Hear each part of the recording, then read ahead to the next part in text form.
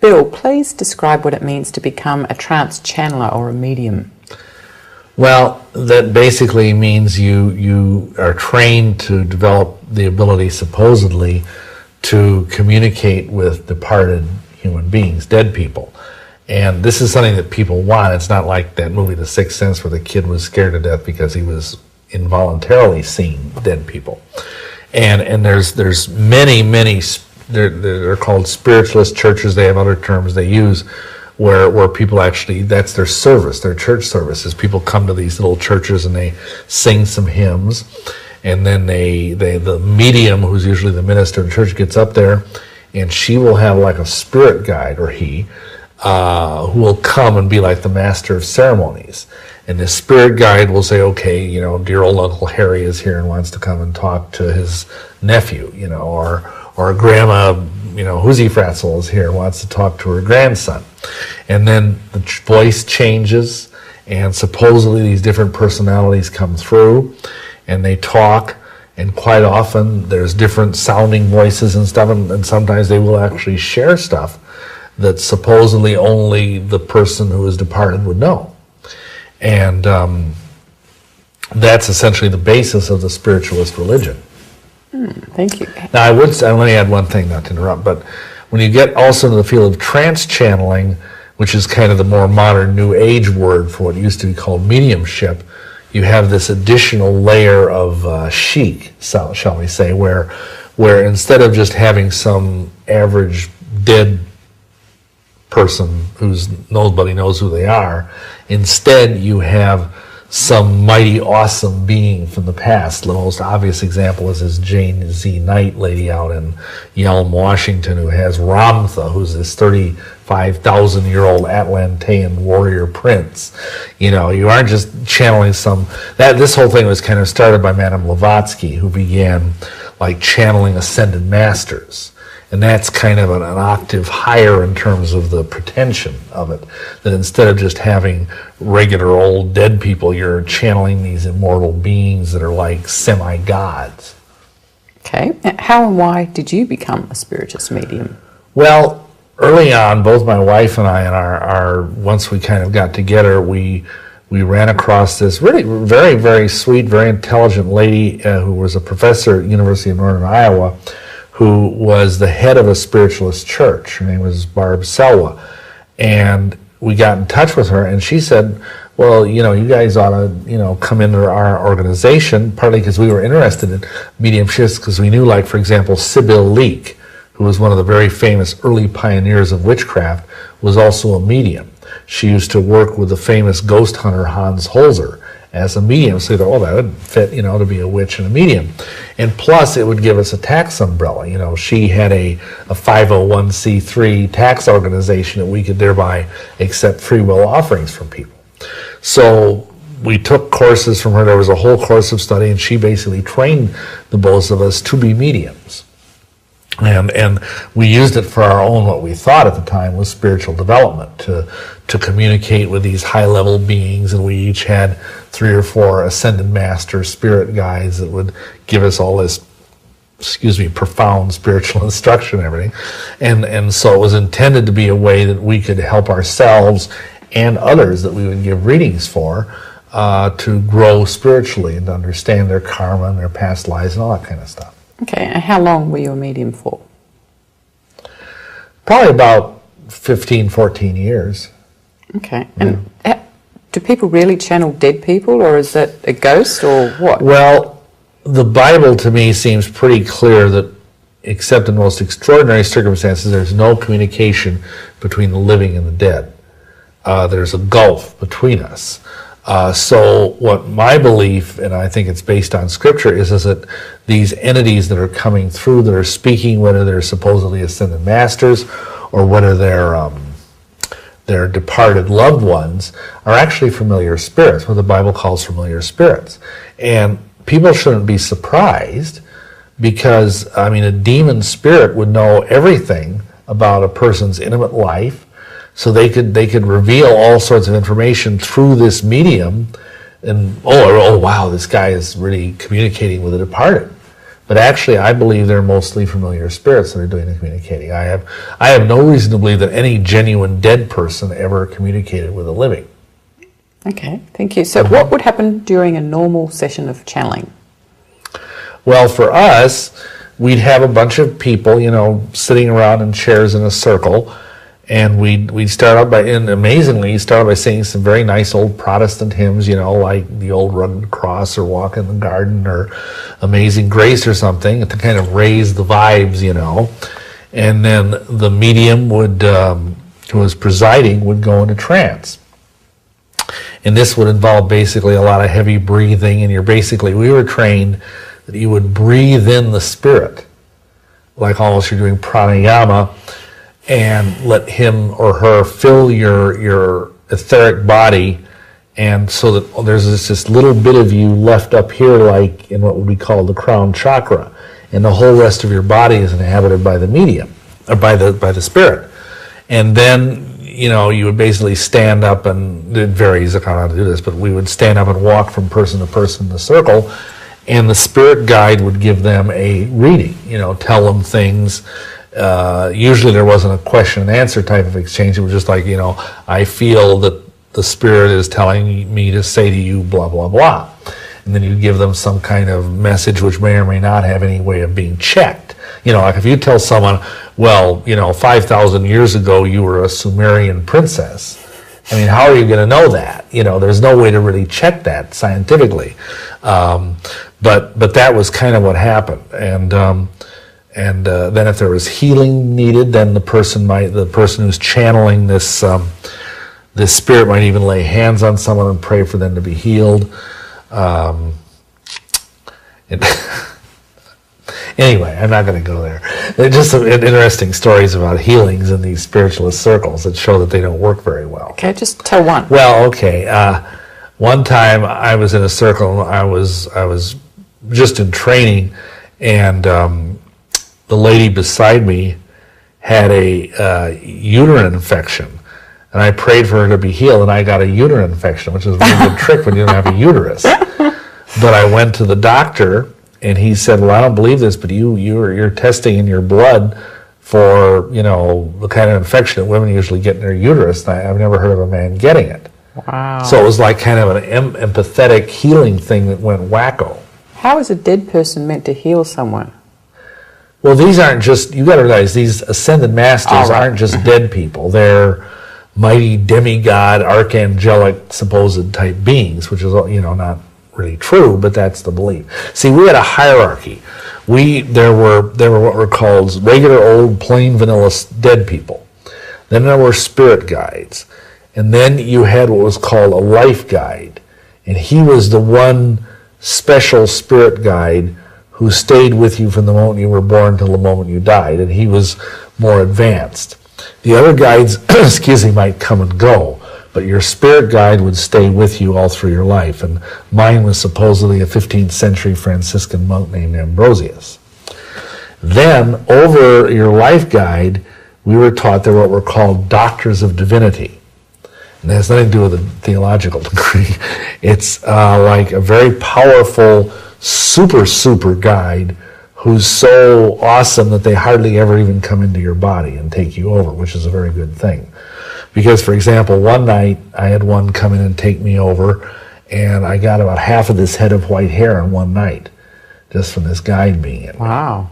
Because they just drain all the life force out of you. And I was told later by a different spirit guide that just because this mighty great doctor of divinity was in me for, say, 15 or 20 minutes, he sucked 5 years off my lifespan. Wow. Which I do not receive now that I am a Christian, but at the time, you know, I mean, that was it was a very, scared my wife very badly, because it was a very scary time.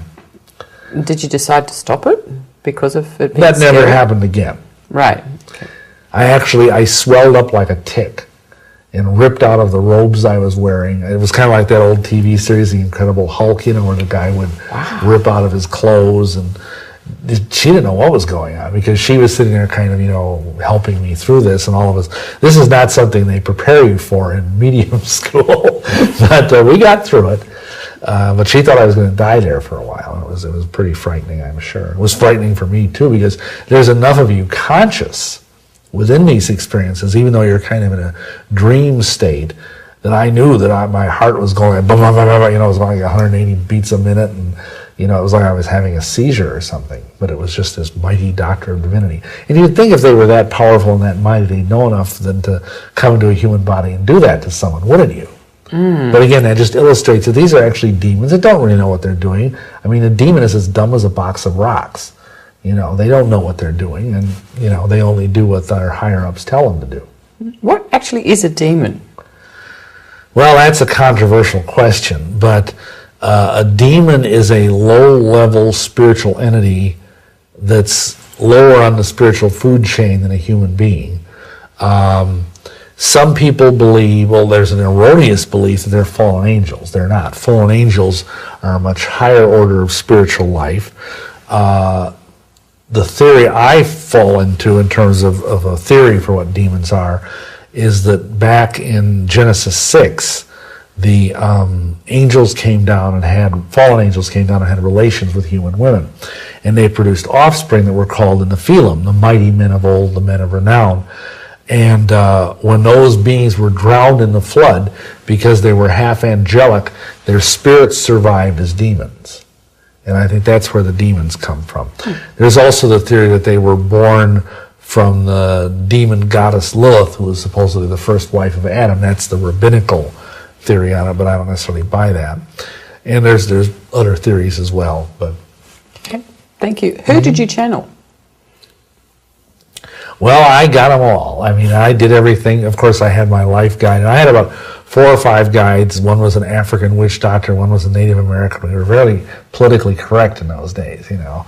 But those are my regulars. Beyond that, I would have rare appearances by Jesus, quote unquote. At one time, I channeled, back when I was kind of drawing into the dark side of things in a deeper way, I had Nero come into me. I had Aleister Crowley make frequent appearances, complete with British accent.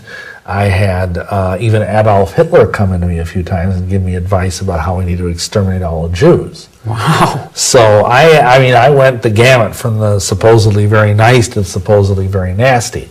But of course, all these were demons. I mean, the Jesus who came to me was not the real Jesus. How did you know if he was Jesus or not? Well, at the time, we just, you know, the principle is you get into kind of a trust working bond relationship with your life guide.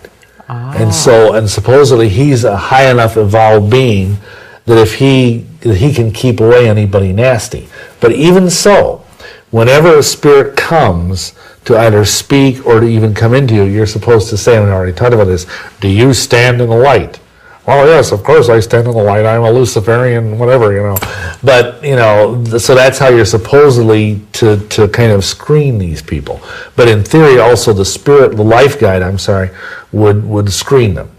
And then he would say, oh, here's Jesus, the Master Jesus, and he wants to speak to you. And then would come Jesus, and away we'd go.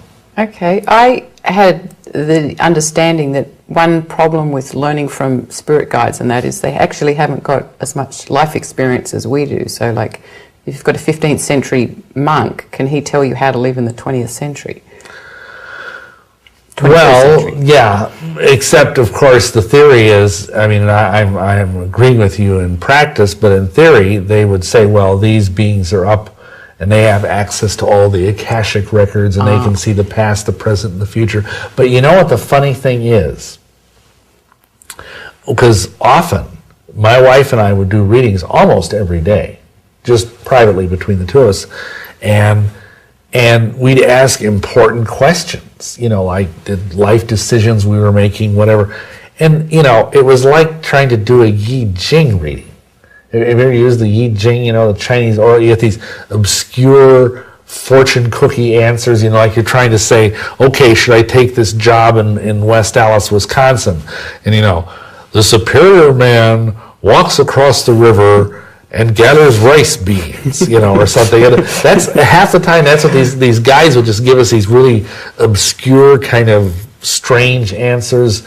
And I think partly it was because the demons didn't know the future. Only Yahweh knows the future. Right. He only knows the end from the beginning. And so we get all this kind of flummery and amfiggery and whatever, and you come out at the end of it, and we kind of be scratching our heads like, okay, what did that really mean? That's why I'm kind of digressing here, but you read a lot of the works of these supposed great trance channelers, like if you read Blavatsky's writings, or even like, Elizabeth Clare Prophet or J.Z. Knight or some of these other people, it's like reading sort of intellectual pudding. You can't, it's like trying to nail jello to the wall to get a concept out of their writing, because it's all, and it's intended, I think it's intended to be like that. I think it's like the intellectual version of like kind of a koan, where your mind just sort of freaks out because you can't handle it, all of this vague nonsense. Okay.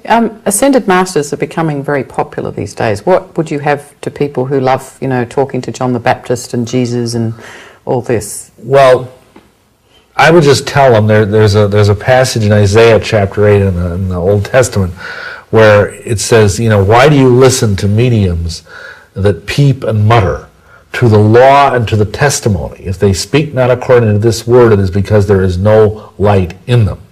Now what that tells us, what does that mean? The law is, of course, the Torah, the Old Testament. The testimony is the testimony of Yeshua, Jesus Christ. So if these beings are coming through, you've got to measure what they say according to the Scriptures. Because the rule is prior revelation judges later revelation. Because in Malachi 3:6, Yahweh God says, I am Yahweh, I change not. So Yahweh isn't going to say something, 5,000 years ago and then say something opposite in the 20th or 21st century. So what I tell anybody who's supposedly communicating with an ascended master, whether it's Jesus or Moses or, whoever, is, does what they say agree with the Bible? Because if it doesn't, flush it. It's that simple. That's the conclusion we came to, because the Bible is an objective source of truth upon which you can measure things. And because otherwise you're adrift in total subjectivity. You have no way of knowing, like if someone comes to you and says, oh, well, there's really 4 gods. There's Mole, Larry, Curly, and Curly Joe.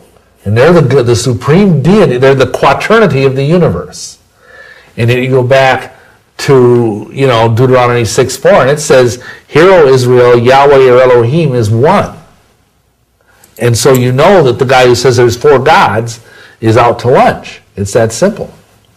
Okay, thank you. Mm-hmm. Did you ever find out who the being you channeled who said he was Jesus, did you ever find out who he really was? I really, no, I didn't. I'm assuming he was some very cunning medium level demon who was, able to do a creditable, imitation of what an average person would think Jesus would be like. Okay. Yeah. From your own experience, did channeling ever help anyone in the long run? No. Okay. I mean, I'm trying to think. I think one time I can think of, and this is in 15 years of doing this. I mean, because you give all of this vague, lofty metaphysical advice, but I think one time I had a guy, and we did a reading for him, we warned him, be very careful because you're going to fall and slip on ice. And 5 days later, he fell and slipped on ice and nearly broke his leg. But of course, it didn't really help him. No, because he still fell. Right. But everybody, oh wow, that was like a prophetic prediction. Oh, and they were just so excited about that. That doubled the attendance at our little weekly seance meetings. But no, it really, because most of the time is just like with us. If someone come to us with a concrete question, like the answers that would be given would be so vague as to be basically, because we were taught in our mediumship training that it was not our place as mediums to give people answers. It was our place to give them insights that would elicit the answers from within themselves, which is, of course, a very safe way of avoiding getting sued later. Because if you tell someone, oh yes, you should divorce your wife and run off with the lady who works in the bank with you, you could end up getting drawn into a very nasty divorce settlement. So but that's how we were trained. Okay. Did channeling ever hurt anyone? Well, I think it hurt us because basically a lot of the spiritual advice that came through me ended up leading us in some very dangerous directions, even to the point of, say, vampirism. Okay. And I'm sure, the same thing is true of other people who sought advice from us, because a lot of times we would be encouraged, and the people with us would be encouraged to partake in some very, very dangerous, very sinful activities. Like, for example, when I was into vampirism, several of the women in the coven were being given transferees, and they would say, oh, it will be very excellent for your spiritual evolution if you allow Bill to bite you in the neck and drink your very own blood. Now that's not very good advice. This was in the dawning days of AIDS. And well, I don't think I had AIDS or gave anybody AIDS. I mean, it was just not a very good idea, and yet we were doing it. So, and we advise people sometimes, the guides, the spirit guides advise people to take dangerous hallucinogenic drugs.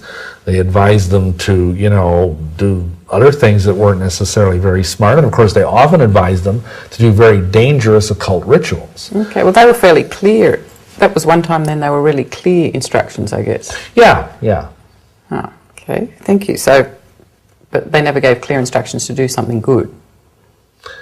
Oh, yeah. I can't think of an example. I mean, you've got to realize this is like 25 years ago, but nothing comes to mind. But I'm sure they did. Yeah, because again, see, both my wife and I, we were, without wanting to sound disingenuous, we were pretty good-hearted people. We thought we were serving, the true and living God. We thought we were helping people. And so we would never knowingly give someone bad advice.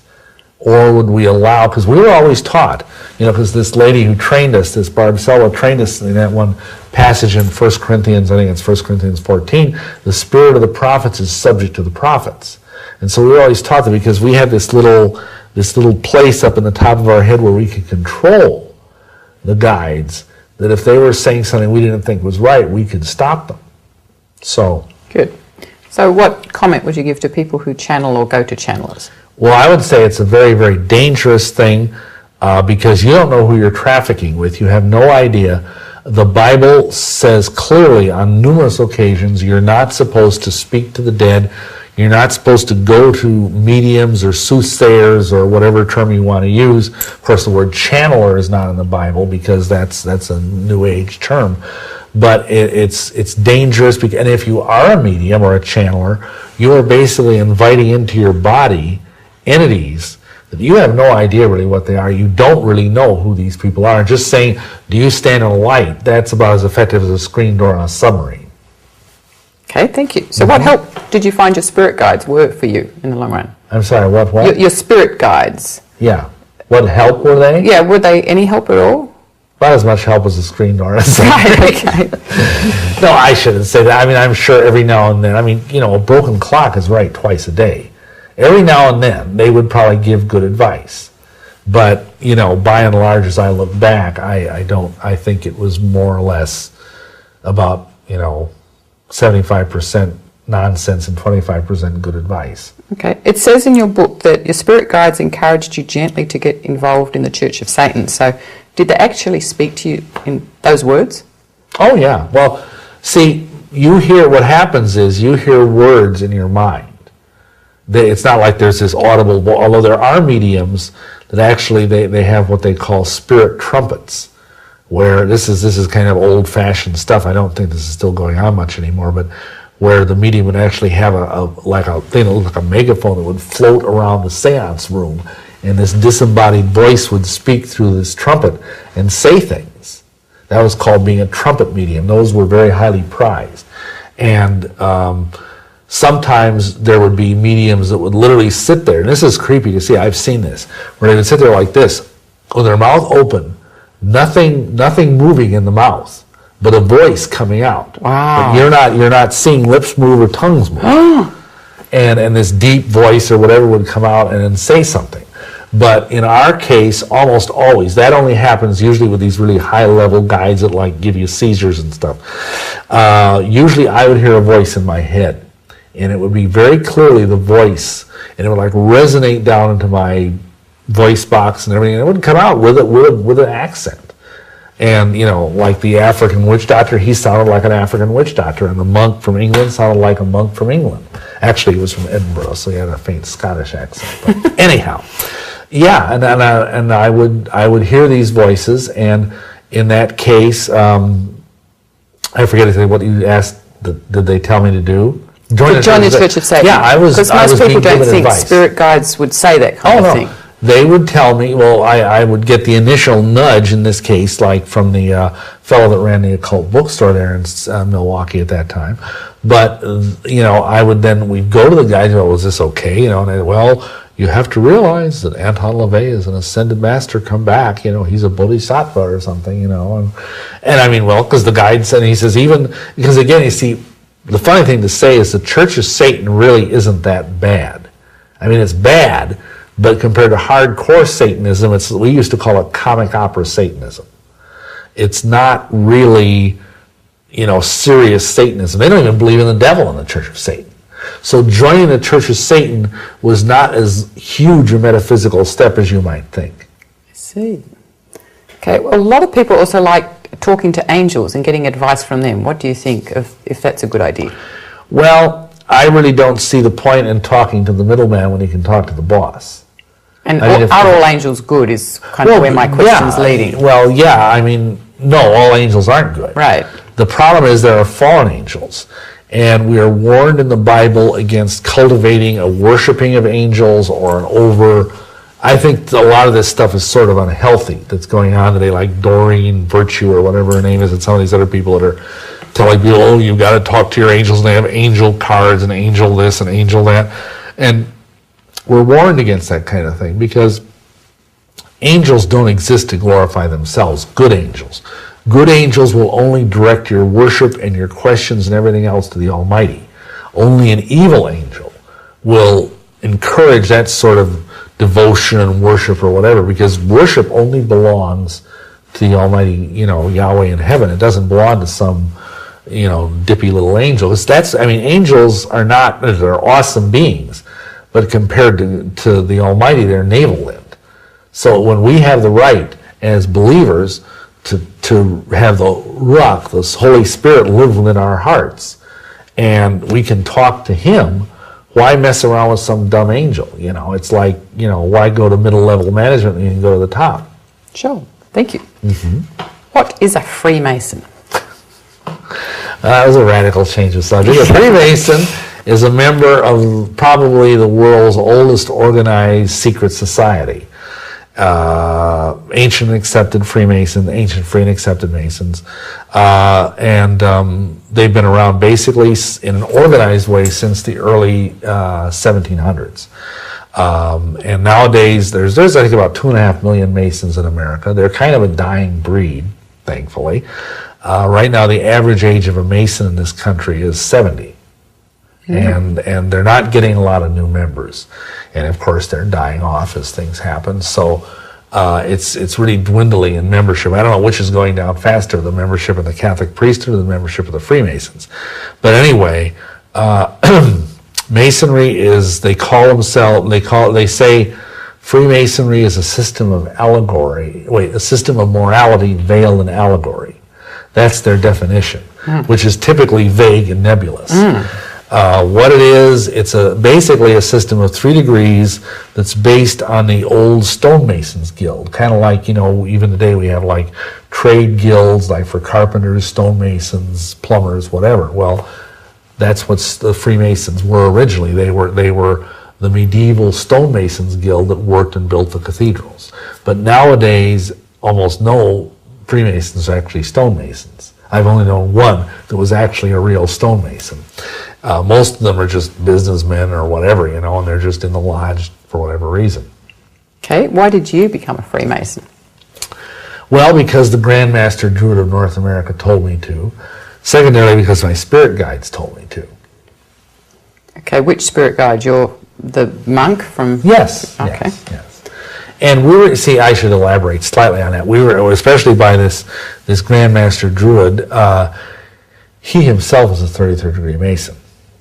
And he said that a lot of really good occult information could be found within the Masonic Lodge.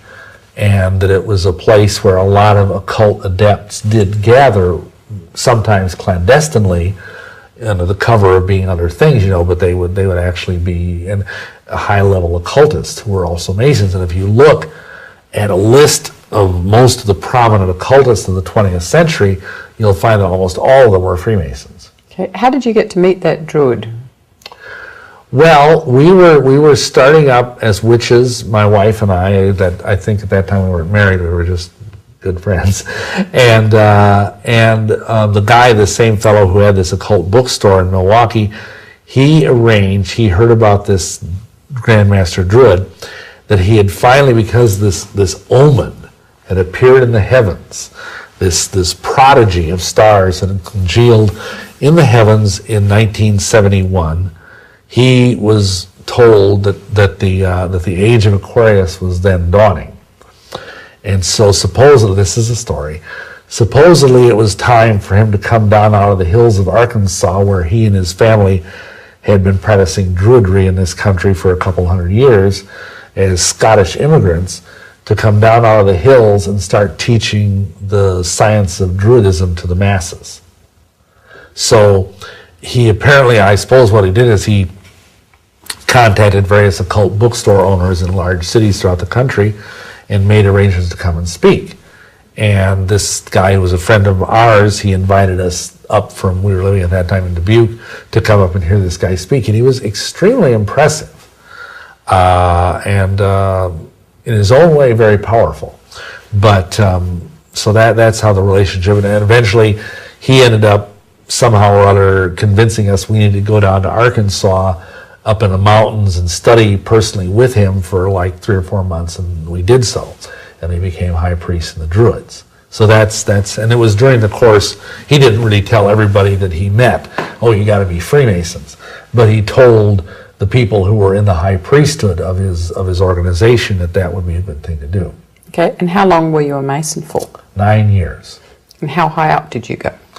Well, I went through the typical Blue Lodge degrees, went through York Rite all the way up to the Knights Templar Commandery, went through the Scottish Rite all the way up to 32nd degree, and at that time, then I was considered worthy to get into what is called esoteric Freemasonry, which most American Masons don't even know exists. And in that organization, I was admitted into the Rite of Memphis Mitzrayim, and I went up to 90th degree. which a lot of Masons, if they even hear that, they will, their false teeth will fall out of their heads. But there are actually at least 97 degrees in the higher level esoteric rites. From your experience? From my experience. I've actually heard there's 360 degrees with Satan at the top. Do you know if that's I true or have not? no idea if that's true or not. I have heard that too, but for my information, I can only speak to that there's 90. Right. And were you surprised when you found that there were more than 33 degrees? No, not really. See, here's how this works. When I went through the Masonic rituals, I had the spirit guides in my ear whispering things, telling me to do things, telling me to answer certain things in certain ways. Because I did that, I was identified by the leadership of the Grand Lodge of the state of Wisconsin that I was someone a little bit extraordinary. And the spirit guides kept prompting me with these things. And I knew, before I was even asked, that there was a rite of Memphis Mizraim because the spirit guides told me so. Wow. And see, that's one of the ways in which I ultimately got contacted by the Illuminati, is because the spirit guides had given me certain key things to say, key things to do, even gestures to make, stuff like that would identify me as being someone who was worthy of more light. Because see, that's what they promise in all the Masonic degrees. They say, you get light, you get further light, you get more light. And of course, where does this light come from? Well, if you read the writings of the Masonic leaders, that comes from Lucifer. And how many Masons know that? Maybe 1 in 1,000. Wow. The rest are just like cannon fodder. Mm-hmm. They're there to be spiritually drained, spiritually vampirized, financially drained, because Masonry sucks a lot of money out of you. But most of them don't have a clue unless they bothered to toddle upstairs and read the books that are in their own Masonic libraries, like I did. Right. For example, Manly P. Hall, who is one of the most honored Masons of the 20th century, he wrote a book whose name totally escapes me right now. But in this book, I'm sorry, I can't really get the name, but he made this remark. He said, when the Master Mason arrives at the point that he is a warrior on the block, the seething energies of Lucifer are his to command. Lost Keys of Freemasonry. Sorry, that's the name of it. Very good. Yes, I had a senior moment there. So what does one have to do to become a Mason for the first bunch of levels? Well, it's like the bumper sticker says, to be one, ask one. Supposedly Masons are not allowed to recruit, although they're so desperate now they are. But you just had to, like in my case, I didn't know a Mason, period. I'd been given this advice by this guy. We moved back to Milwaukee, and having been raised Catholic, and in those days Catholics had nothing to do with Masons, I didn't know what to do. And it happened that this young man joined our coven, and his dad was the junior warden of a lodge. And so I asked him, well, can you arrange for me to, be applied for membership?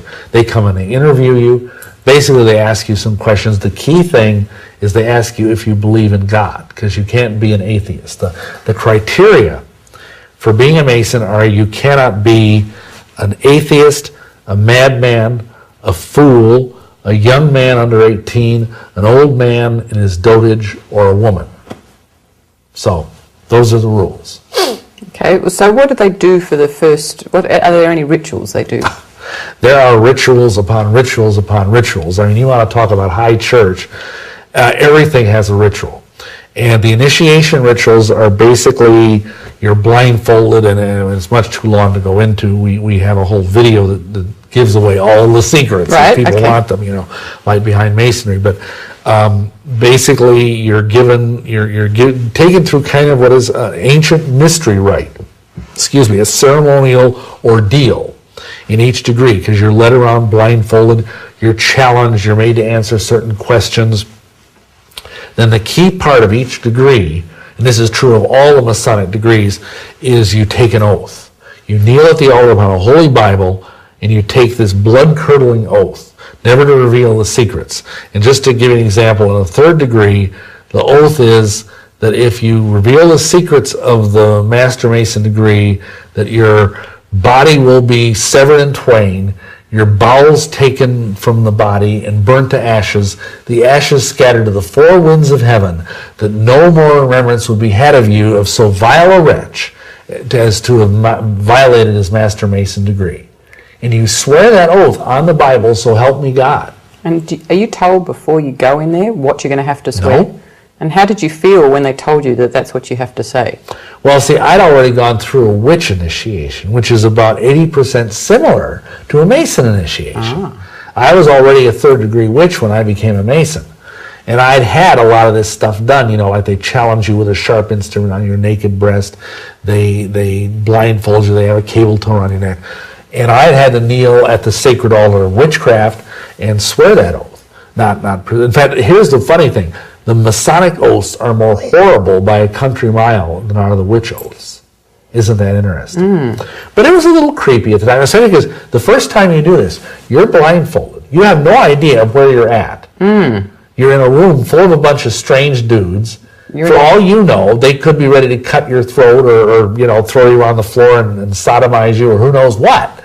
And they're telling you all this stuff, and then they give you this blood-curdling oath, and then they say, my brother, in your current situation, having taken this oath, what do you most desire? And the guy who's guarding you and kind of leading you around because you're blindfolded, he whispers in your ear, light. And so you say light. And then the worshipful master says, my brethren, assist me to reveal the light of Masonry to our new brother. And then he recites Genesis 1, verse 1. And God said, let there be light. And everybody claps, and they whip the blindfold off. And he sees before him, revealed by the light of 3 burning tapers, the Holy Bible with the square compasses on it.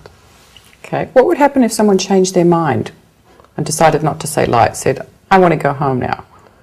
Well, I don't really know. I mean, I don't think they'd kill you. They might just lead you out of the lodge room at that point because you wouldn't have really seen any of the secrets. Right. You would just know that they had some kind of creepy oath.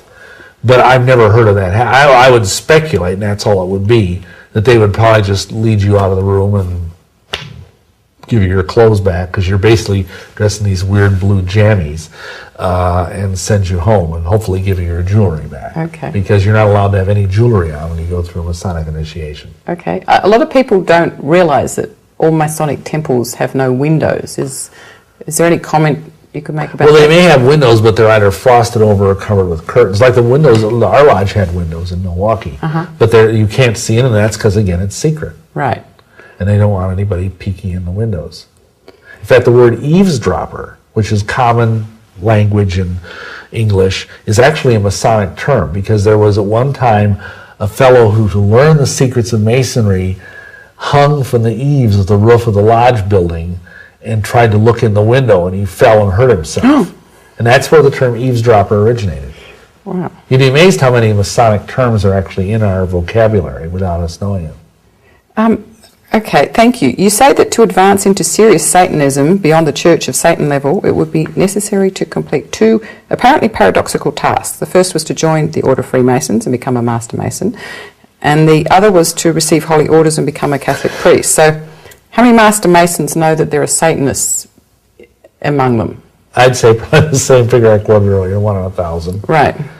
I knew, just in Milwaukee, I knew at least 5 or 6 Masons that were involved in either witchcraft or Satanism. And one of them was he was a worshipful master. And he never, and see, this is one thing people ask you, well, they say, in the higher degrees, is that where you get this stuff? No. This guy had never gotten past Master Mason, but he had worked his way through the chairs, as they say, and become even a worshipful master, which is like the head of the lodge, and was a very serious scholar of Manly P. Hall, who was, again, when he died I think he died in 1984, he was eulogized as the greatest Masonic philosopher of the 20th century. And this guy hated God. He hated religion with a passion. And I remember at one point, one year I went to the Grand Lodge meeting, because I was a lodge officer, and on the floor was a debate as to whether or not we should remove the oaths because they were offensive to some Christians. And this guy got up and just railed on the Christian church and just went on and on. We sure don't let these bleepity bleep Christians tell us how to run. I mean, this is older than Christianity. This is blah blah. And he was just going on. And this guy was a very high level esotericist, and yet he also had an obvious hatred for Christianity. So, I don't know. Thank you. Since Catholics are strictly forbidden to be Masons, why were you being asked to do two opposite things? Well, first of all, this whole thing about, there's, in Illuminism, there's this idea of creating a false dichotomy. What people don't realize is that the Catholic Church helped start the Masons. And that, for example, the Scottish Rite, most of the degrees in the Scottish Rite were written by Jesuits. So even though there is this apparent antipathy between the Masons and the Catholics, to the point that up until John Paul II's reign, if you became a Mason and you were a Roman Catholic, you were de facto excommunicated, just like that. But actually it's all a sham, because most of the high level of people in the Vatican are all Freemasons, and many of the people that are Freemasons are Catholics. Why do they have the sham? What do they get out of that? Well, originally, you see, it's like the old Hegelian idea, which he actually got from the Illuminati, of thesis, antithesis, synthesis. You have two opposing things, and they fight, and they come together, and they create and in this case, the idea would be to create a one-world religion out of these two opposites. The two things come together, and they merge. And that's actually happening right now before our very eyes. Because, for example, I don't know this, but I have serious reason to believe that the new Pope is in fact a Freemason. The old Pope who just died was a Freemason. The Pope before him was a Freemason. How do you know that? The that? Pope before him was not only a Freemason, but a Rosicrucian. How do you know that? Well, the Angelo Roncalli, who was John the 23rd, he was a member of a very high-level Rosicrucian Masonic order. There are records to that effect, and that's been documented in a book called The Broken Cross. I forget the author, but you can look it up on the internet, I'm sure. Paul VI created, he enlarged the College of Cardinals.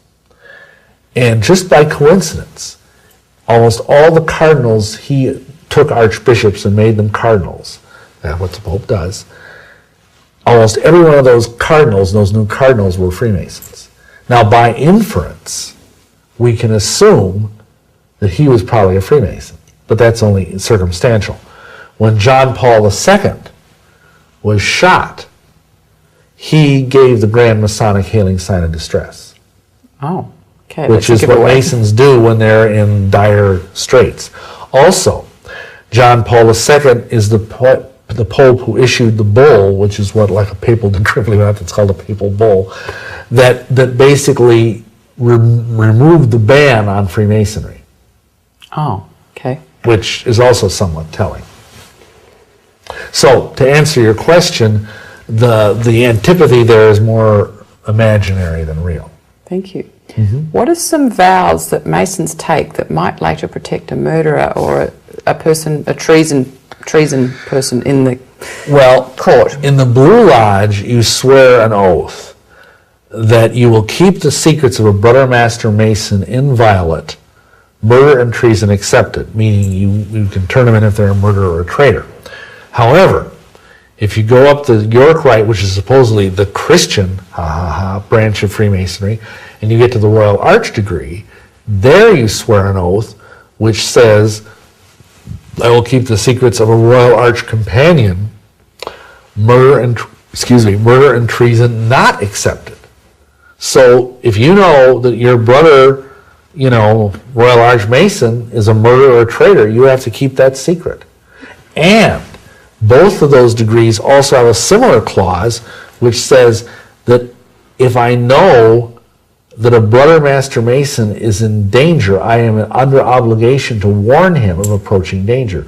So if you're a police officer, if you're a judge, if you're a officer of the court, and you find out that a warrant is going to be served on a brother Mason, you're under a blood oath obligation to go and warn that guy so he can skip town. It's just so terrible. Mm-hmm. scary for our country.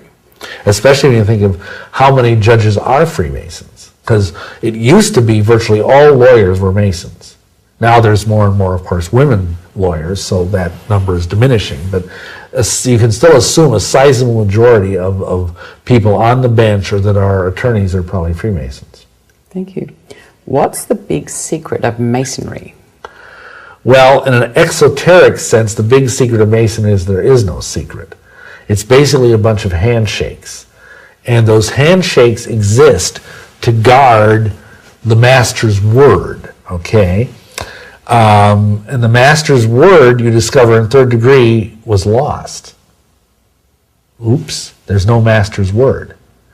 And so therefore, and this is too lengthy to explain, but in the ritual drama that goes as part of third degree, we learn that Hiram Abiff, who was one of 3 Grand Masters, was murdered, and he took to his grave with him 1/3 of the Master's word. And so the Master's word is forever lost. And so when they raised Hiram from the grave by the strong grip of the lion's paw and brought him back to life, supposedly, the first words that were spoken as this happened were to be the new Master's word. You ready for what that word is? Yep. Mahabon. Right. Now, Mahabon in Hebrew means what? The builder. Because he was an architect. Now, isn't that this just totally awesome, earth-shattering secret? What? The builder? But of course, most Masons don't even know what those words mean. But those words are so sacred, you can only communicate them to a brother Master Mason on the 5 points of fellowship in the ear of the other Mason in low breath, so that no one else might hear them. Okay? That's very strange. However, what you've got to realize is that all of this is flummery, and that the esoteric secret is that the Master's word is in fact the lost member of Osiris. And as some of your listeners may know, in the ancient mystery religions, Osiris was a god in Egypt who was the god of fertility. And his evil brother Set killed him and cut up his body into dozens of pieces and hid them all over Egypt. And Isis, the goddess, who was both Osiris's mother and his wife, looked all over to find the pieces, just like they searched all over in the Master Mason degree to find the lost body of Hiram. And she found all of the pieces except one, and that's the male member. And so she put him back together, but because he was missing his naughty bit, she couldn't bring him back to life, so she had to plunk him down in the underworld, and he became the god of the underworld. Okay, now, the metaphor is that the lost word is actually the sexual potency of the Mason. So it all boils down to sex. Yet most Masons don't even know this.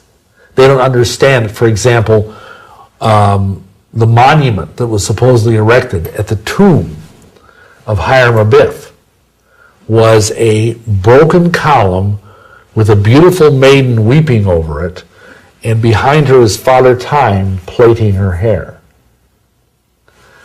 Now think of that. What's the broken column?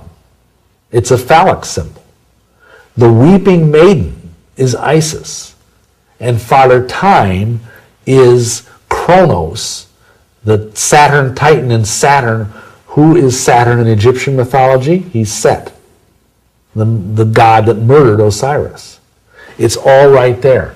That's why when a Master Mason is in dire, dire trouble, like the Pope was, he will cry out, "O Lord my God, is there no help for the widow's son?" Because Hiram Abiff was the widow's son. Well, Isis is the widow. See, it all goes back to ancient Egyptian mythology. Wow. So the actual secret is that Masonry is a sex cult. Wow. And that's why they wear their apron over their Holy of Holies. Just like there's a veil in the Temple of Solomon that covers the holy place where the Ark of the Covenant is. Well, this is the Holy of Holies of the Mason. That's why Masonic monuments are obelisks. Like Washington's Monument, the largest obelisk in the world. He was a Freemason. It's a giant phallic symbol. It's all there for everyone to see. That is what the Masons mean by resurrection. Wow. If you go to a Masonic funeral, they talk about the sure and certain hope of the resurrection. When they say that word, they don't mean what all the nice, Christian people sitting in their chairs think they mean. They're talking about the fact that the phallus dies and then rises again. Wow, thank you. What are some of the problems with Freemasonry? Well, I think some of it would be rather obvious, but basically, it's its own religion. It's a religion which does not honor Yeshua, Jesus Christ, and it is a religion that demands people that they do things that are contrary to the commandments of God. And let me explain that. The oaths that I've already mentioned that you have to take, even as an entered apprentice, the lowest degree, are blood-curdling. You swear that you will have your throat cut from ear to ear and your tongue torn out by the roots to be buried in the sands of the sea. And obviously that's going to involve a certain amount of death, And the problem is that, first of all, you're swearing that oath on a Bible in the name of God. Now here's the deal. Yeshua said in Matthew chapter 5, 34 through 37, that we're not supposed to swear oaths. And that is also repeated by James in chapter 5, verse 12. That he says, above all things, my brethren, swear no oaths. So just right there, if you're a Christian and you're a Mason, you've just broken one of the commandments of your Lord and Savior. Okay. Additionally, the Mason might say, these oaths don't mean anything. Well, then you're taking the name of the Lord in vain because you're swearing a false oath. Additionally, you're swearing an oath where you're swearing that you will have your body, which is a temple of the Holy Spirit, if you're a Christian, be mutilated and killed in some horrible way. So you're actually breaking 3 of the 10 commandments right then and there. Plus you can't go home to your wife and tell her about it. No, it's all secret from your wife. You can't tell your wife, you can't tell your family. And plus, the other thing that, you see, I have an excuse. I was a pagan when I went into the Masons.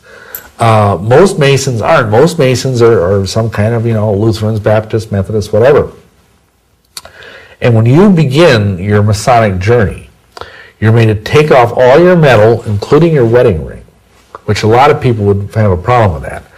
Additionally, they're made to put on these jammies, blue jammies, and a blindfold, which leaves their one breast bare. They have a cable tow put around their neck, which is like a blue cord, and they're led to the door of the lodge, made to knock on the door of the lodge. Some guy answers from inside the lodge, "Who comes here?" And the fellow who's your conductor answers for you and says, "Mr. Bill Schnoebelen, who has long been in darkness and now seeks to be brought to light, to receive a part of the rights and benefits of this worshipful lodge erected to God and dedicated to the holy saints John, as all brothers and fellows have done before him." Now what's contained in that, if you're a Christian? You're saying you have long been in darkness and now seek to be brought to light. Mm-hmm. And you have Yeshua HaMashiach, Jesus Christ, the light of the world, in your heart. And yet you're in darkness. You've just denied your Lord and Savior. Now, if I was a pastor or a deacon or even a Christian layperson that knew more than word 1 of the Bible, I would at that point say, "I'm done. Give me my clothes back. Give me my jewelry back. I'm out of here." But 40,000 Southern Baptist pastors are Freemasons. Wow. And I don't mean to pick on that denomination. There's other examples. I mean, most any denomination is rife with Freemasons. It's also hard to believe that so many important, powerful people have been through such strange things. Yeah. Many, I think it's 17 presidents have been Freemasons. Many of our founding fathers are Freemasons. And they go through this partly because it's sort of expected. It's very hard to rise to political power in this country unless you are a Mason or something worse, like our current president, who is a member of Skull and Bones, which is an even worse fraternity. Of course, it's related just to Yale, and it's a much more elite fraternity, but it's nevertheless very spooky, as you might know by the name. Right. Am I right in saying that you believe that cases of sexual abuse, particularly with children, are much more likely to happen if there's a Mason in the family? Yeah, not only just with children, even with female adult women being raped and so on. But yes, we, in our experience with counseling, probably crowding 2,000 clients now over the years. Wow, that's a lot. That we have seen literally hundreds of cases where children allege they have been sexually molested either within Masonic lodges or else by Masonic grandfathers, Masonic parents, whatever. And I believe there's a real significant spiritual reason for that. Because Masonry worships Baal. See, Baal and all those pagan gods that surrounded Israel in the Old Testament, they were all phallic fertility gods. And if you worship, knowingly or unknowingly, sex, then sex is going to come back and start corroding your soul. And you're going to start having improper sexual thoughts coming to you from demon spirits. Because when you kneel at that altar, you basically place yourself under the headship of the false god Baal, even if you're a Christian. And so you've got one knee on the altar of Yahweh God and one knee on the altar of Baal. And that doesn't work. You're going to end up destroying your family, spiritually, if not every other way. I see, yes.